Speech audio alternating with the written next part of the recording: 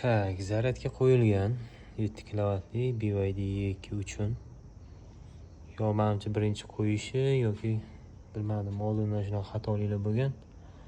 Tashqaridan kelgan sim 2 ga 6 mis kishnalik qiladi. Ichkaridan aylangan simlari 1 ga 4 menimcha 3 ga 4 menimcha 24 amper ko'taradi yo'z qo'ygan kabelga ingichka, lekin 100% oltilik emas. Mana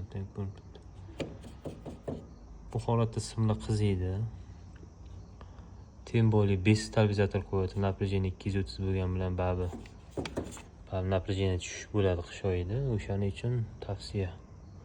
Aylantirishga ichida 1 ga 10, u yoqdan kelishga 2 ga 16 alyumin yoki 2 ga 10 mis qo'yib yuborilsa maqsadga muvofiq. Keyin faza bilan nolni ham o'rnini to'g'ri ulash kerak. Bo'lmasa mana bu qizil chiroq yonib qoladi.